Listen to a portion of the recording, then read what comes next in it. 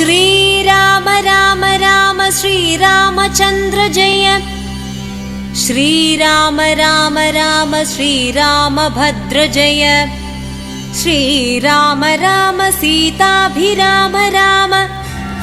श्रीराम राम राम लोकाभिराम जय। എല്ലാവർക്കും എൻ്റെ നമസ്കാരം. ന്യൂസ് ഇൻഡിപെൻഡൻസിൻ്റെ സാകേതം എന്ന രാമായണ പുണ്യം എന്ന ഈ മഹനീയ പരിപാടിയിലേക്ക് ഒരിക്കൽ കൂടി സ്വാഗതം. ഉത്തമ പുരുഷൻ്റെ ബ്ലൂ പ്രിൻ്റാണ് രാമായണം. ഒരു ഉത്തമ ജീവിതത്തിൻ്റെ ബ്ലൂ പ്രിൻ്റ് കൂടിയാണ് രാമായണം എന്ന് പറയാം. ഭാവി തലമുറയുടെ ശ്രീകോവിലുകളിലേക്ക് പ്രതിഷ്ഠിക്കാൻ പറ്റിയ വിഗ്രഹങ്ങളെയാണ് വാൽമീകി നമുക്ക് തന്നത്. ഇപ്പോൾ കേരളത്തിലെ എല്ലാ സ്ഥലത്തും നാലമ്പല ദർശനം എന്നൊരു തീർത്ഥാടനം നമുക്കറിയാം.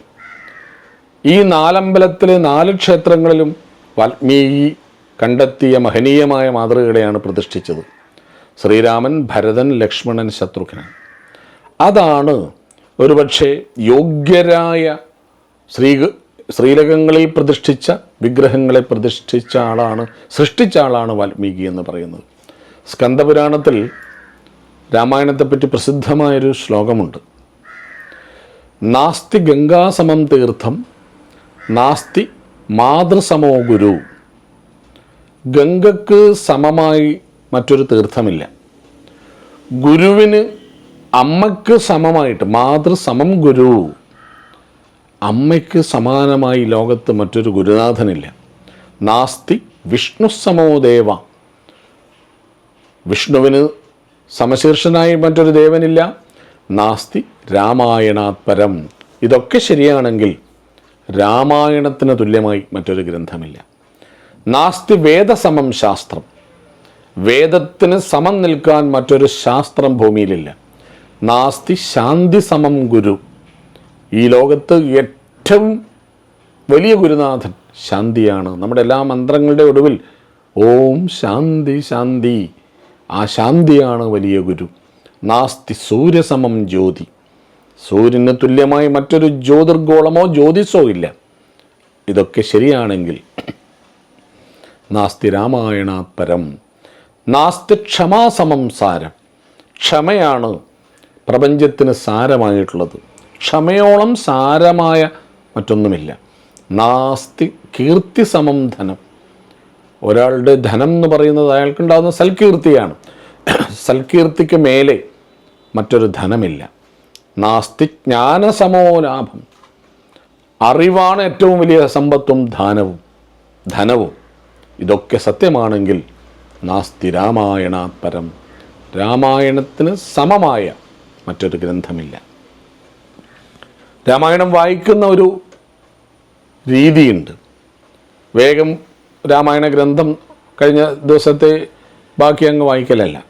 അതിന് ചില പടവുകളുണ്ട്. ആദ്യം ഗുരുവിനെ, സദാശിവസമാരംഭം ശങ്കരാചാര്യമധ്യമം അമൃത സദ്ഗുരും പാരം പര്യന്താം വന്ദേ ഗുരുപരമ്പരാം. അങ്ങനെ ഗുരുക്കന്മാരെ സ്മരിച്ച് രണ്ടാമത് ഗജാനനം ഭൂതഗണാതിസേവിതം കവിത്തജംബൂകലസാരഭക്ഷിതം ഉമാസുതം ശോകവിനാശകാരിണം നമാമി വിഘ്നേശ്വരപാദപങ്കജം. ഗുരുവിനെ സ്മരിച്ച് രണ്ടാമത് വിഘ്നേശ്വരനെ സ്തുതിച്ച് വേണം രാമായണം വായിക്കാൻ. തീർന്നില്ല, സരസ്വതിയെ വന്ദിക്കണം. സരസ്വതി നമസ്തുഭ്യം വരദേ കാമരൂപിണി വിദ്യാരംഭം കരിഷ്യാമി സിദ്ധിർഭവതു മേ സദാ. തീർന്നില്ല, ശ്രീരാമനെ നമിക്കണം. രാമ ഏവ പരം ബ്രഹ്മ, രാമ ഏവ പരം തപ, രാമ ഏവ പരം തത്വം, ശ്രീരാമോ ബ്രഹ്മതാരകം. ശ്രീരാമചന്ദ്രനെ മനസ്സിൽ ധ്യാനിച്ചുകൊണ്ട് 5ാമത് ഗായത്രി വിടണം. ഓം ഭൂർഭുവസ്വഃ സത് സവിതുർവരേണ്യം ഭർഗോ ദേവസ്യ ധീമഹി ധിയോ യോനഃ പ്രചോദയാത്. ഗായത്രി ചൊല്ലിയിട്ട് വേണം സകല ഗുരുക്കന്മാരെയും ദേവതകളെയും വാൽമീകിയെയും എഴുത്തച്ഛനെയും സ്മരിച്ചുകൊണ്ട് വേണം രാമായണം വായിക്കാൻ. ആ രാമായണം വായിക്കുമ്പോഴാണ് രാമായണ പുണ്യം നമ്മിലേക്ക് പകരുന്നത്. ആദ്യ ദിവസം നമുക്കറിയാം ബാലകാണ്ഡത്തിലൂടെയാണ് തുടങ്ങുന്നത്. രാമായണത്തിൻ്റെ 1ാമത്തെ കാണ്ഡം ബാലകാണ്ഡത്തിൽ തുടക്കം തന്നെ ശ്രീരാമനെ സ്തുതിച്ചുകൊണ്ടാണ്.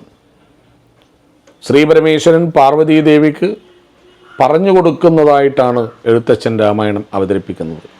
പാർവതിയെ അരികിലിരുത്തി സാക്ഷാൽ ശ്രീപരമേശ്വരനാണ് രാമായണം പറയുന്നത്. നമുക്കറിയാം, ഗൗരവധ്യാന തപസ്വിയും സർവഭോഗത്യാഗിയുമാണല്ലോ പരമേശ്വരൻ. ലോകത്തിലെ ആദ്യത്തെ ഗുരു ശിവനാണ്. അതാണ് ദക്ഷിണാമൂർത്തി സങ്കല്പത്തിൽ ചിത്രം വടതരോർ മൂലെ വൃദ്ധ ശിഷ്യാ ഗുരുർ യുവ ഗുരോസ്തു മൗനം വ്യാഖ്യാനം ശിഷ്യോസ്തു ചിഹ്ന സംശയ. ആ വടക്കുന്നാഥൻ ദക്ഷിണാമൂർത്തിയായിട്ട് തെക്കോട്ട് നോക്കി മുന്നിലിരിക്കുന്നത് അറിവിൻ്റെ നിറകുടങ്ങളായ ഋഷികളാണ്, സനകാദി ഋഷികളാണ്. ആ ഋഷികൾക്ക് വേദവും വിദ്യയും പറഞ്ഞു കൊടുത്ത, ജ്ഞാനം ലോകത്തിന് പകർന്നു കൊടുത്ത പരമേശ്വരനാണ് രാമായണം ആദ്യമായിട്ട് പാർവതീദേവിക്ക് രാമകഥ പറഞ്ഞു കൊടുക്കുന്നത്. ഉമാമഹേശ്വര സ്തുതിയിലൂടെ ശിവൻ കഥ പറയുന്ന രീതിയിലൂടെയാണ് ബാലകാണ്ഡം തുടങ്ങുന്നത്. രണ്ടാമത്തെ കാണ്ഡമായ അയോധ്യാകാണ്ഡത്തിൽ എത്തുമ്പോഴേക്കും അനേക കാലം കുട്ടികളില്ലാത്ത ദശരഥ മഹാരാജാവ് ആദ്യം കൗസല്യ വിവാഹം കഴിച്ചു, അതിൽ മക്കളില്ല. സുമിത്ര വിവാഹം കഴിച്ചു, മക്കളില്ല. ഒടുവിൽ മൂന്നാമത് കൗസല്യ വിവാഹം കഴിച്ചിട്ടും മക്കളില്ല. വൃദ്ധ വാർദ്ധക്യത്തിലേക്ക് പോവുകയാണ്, രാജ്യത്തിന് അവകാശികളില്ല. അങ്ങനെയാണ് വസിഷ്ഠാദി വാമദേവാദി മുനികളൊക്കെ ആലോചിച്ചിട്ട് പുത്രകാമേഷ്ടി എന്ന യാഗം നടത്താൻ തീരുമാനിച്ചത്. അത് രണ്ടാമത്തെ ദിവസത്തെ പാരായണത്തിൽ വരുന്ന ഭാഗമാണ്. രണ്ടാം ദിവസം പുത്രകാമേഷ്ടിയിലൂടെ മക്കളുണ്ടാകുന്നു. അതിനുശേഷം ശ്രീരാമ അവതാര സമയത്ത് രാമായണത്തിൻ്റെ ഒരു പ്രത്യേകത, നിരവധി സ്തുതികൾ രാമായണത്തിലുണ്ട്. ഈ സ്തുതികൾ രാമായണത്തിലെ സ്തുതികൾ പോലെ മഹത്തരമായ സ്തുതി മറ്റൊരു ഗ്രന്ഥത്തിലുണ്ടോ സംശയമാണ്. നമ്മളൊരു വീട്ടിലൊരു മരണം നടന്നാൽ ആ മൃതദേഹത്തിന് അരികിലിരുന്നു കൊണ്ട് രാമായണം വായിക്കാം. അങ്ങനെ രാമായണം വായിക്കുമ്പോൾ രാമായണത്തിലെ സ്തുതികളാണ്, കൗസല്യ സ്തുതിയാണ് ആദ്യം വരുന്നത്. ഒരുപക്ഷെ ലോക ചരിത്രത്തിൽ അമ്മ മകനെ സ്തുതിക്കുന്നുണ്ടോ എന്ന് നമുക്ക് അറിവില്ല. പക്ഷെ ഇവിടെ മകനായ രാമനെ, മകൻ ജനിച്ച ഉടൻ പൂർണ്ണമായ വൈഷ്ണവ രൂപം അമ്മയ്ക്ക് കാണിച്ചു കൊടുത്തു. ഈ പ്രപഞ്ചരക്ഷകനായ ഭഗവാനാണ് എനിക്ക് മകനായി ജനിച്ചത് എന്ന് മനസ്സിലാക്കി ഭാഗ്യവതിയായ കൗസല്യ നടത്തുന്ന ആദ്യത്തെ സ്തുതിയാണ് കൗസല്യാസ്തുതി. അത് രണ്ടാമത്തെ ദിവസത്തെ പാരായണത്തിൽ വരുന്ന ഭാഗമാണ്. പിന്നീട് വിശ്വാമിത്രൻ്റെ കൂടെയുള്ള യാഗരക്ഷ. ഈ രണ്ടാം ദിവസത്തെ വായനയിലാണ് താടക വധം ഒക്കെ വരുന്നത്. അവിടുന്ന് ബാലകാണ്ഡത്തിൻ്റെ മൂന്നാം ദിവസത്തിലേക്ക് പോകുമ്പോൾ അഹല്യാമോക്ഷം, മൂന്നാം ദിവസമായി ഇന്ന് അഹല്യാമോക്ഷമാണ് പാരായണത്തിൽപ്പെടുത്തേണ്ടത്.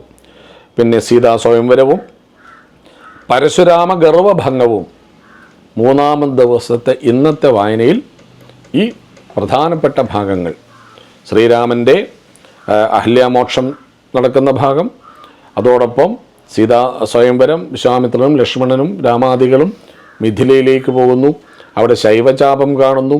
ആ ശൈവചാപം എടുത്തു കുലക്കാൻ വിശ്വാമിത്രൻ രാമനോട് പറയുന്നു. ലോകത്തിൽ ആർക്കും ഉയർത്താൻ കഴിയാത്ത ആ 5000 ഭടന്മാർ ചേർന്ന് കൊണ്ടുവച്ചതെന്നാണ് പറയുന്നത്. അത്രയും ഭാരമുള്ള ബൃഹത്തായ ആ ത്രയംബകം വില്ല് വളരെ അനായാസമായിട്ട് രാമൻ എടുത്ത് കുലക്കുന്നതും, ഇടിവെട്ടിയിടും വണ്ണം വിൽമുറിഞ്ഞൊച്ച കേട്ട് നടുങ്ങി രാജാക്കന്മാരുരകങ്ങളെപ്പോലെ മൈഥിലി മയിൽപ്പേട പോലെ സന്തോഷം പൂണ്ടു എന്ന പ്രസിദ്ധമായ ഈ ഭാഗമൊക്കെ ഇന്നത്തെ മൂന്നാമത്തെ ദിവസത്തെ വായനയിലാണ് വേണ്ടത്. ഒടുവിൽ വിവാഹ യാത്ര. അവിടെ 4 മക്കൾ എത്തിച്ചേരുന്നു. ശ്രീരാമൻ സീതയെ, ലക്ഷ്മണൻ ഊർമിളയെ, ഭരതൻ മാണ്ഡവിയെ, ശത്രുഘ്നൻ ശ്രുതകീർത്തിയെ. 4 വിവാഹം നടന്നു. ദശരഥാദികൾ വന്നു. ഇവരൊക്കെ തിരിച്ച് അയോധ്യയിലേക്ക് പോകുമ്പോൾ വഴിയിൽ അതാ പരശുരാമൻ പ്രത്യക്ഷപ്പെടും. ഞാനൊഴിഞ്ഞുണ്ടോ രാമനീ ത്രിഭുവനത്തിങ്കൽ, ഈ ലോകത്തൊരു രാമനേയുള്ളൂ, അത് ഞാനാണെന്ന് വെല്ലുവിളിക്കുന്ന, വീരവാദം പറയുന്ന പരശുരാമനോട് ഞാനൊരു ബാലകനാണ്, അശക്തനാണെന്നൊക്കെ പറയുന്ന രാമനും ഇവർ തമ്മിലുള്ള പോരാട്ടവും അപമാനിതനായി പരാജയപ്പെട്ട് മടങ്ങിപ്പോകുന്ന, പിന്നീട് പരശുരാമനെ രാമായണത്തിൽ എവിടെയും കാണുന്നില്ല. ജേതാവായി അയോധ്യയിലേക്ക് വരുന്ന രാമനെയും. അതാണ് മൂന്നാമത്തെ ദിവസത്തെ വായനയിൽ പരശുരാമ ഇതൊക്കെ കഴിഞ്ഞ് 4-ാമത്തെ ദിവസം നാളെ വായിക്കേണ്ടത് നാരദ രാഘവ സംവാദമാണ്. അതായത് രാമൻ ജനിച്ചത് സീതയുടെ ഭർത്താവായിട്ട് അയോധ്യയുടെ രാജാവായി ഇരിക്കാൻ മാത്രമല്ല, രാമൻ്റെ അവതാരത്തിന് ജനനത്തിന് ചില പ്രത്യേക ലക്ഷ്യങ്ങളുണ്ട്. അതാണ് ദേവർഷി നാരദനിവിടെ വരുന്നത്. നാരദര് ലോകത്തിൻ്റെ രക്ഷകനായ ഋഷിയാണ്. ഹേ രാഘവ ദാശരഥേ, അങ്ങ് ഇവിടെ ജനിക്കാൻ ചില കാരണങ്ങളുണ്ട്. രാവണാദി അസുരന്മാർ പെരുകയാണ്, അവരുടെ ശക്തി കൂടുകയാണ്. അത് ഇല്ലാതാക്കാൻ അങ്ങും ദേവന്മാരുടെ അംശാവതാരങ്ങളും ഉണ്ടായിട്ടുണ്ട്. അത് ഞാൻ ഓർമ്മപ്പെടുത്തുകയാണെന്ന് പറഞ്ഞ് അഭിഷേകത്തിൻ്റെ തലേന്ന് അഭിഷേക വിഘ്നമുണ്ടാകുന്നു.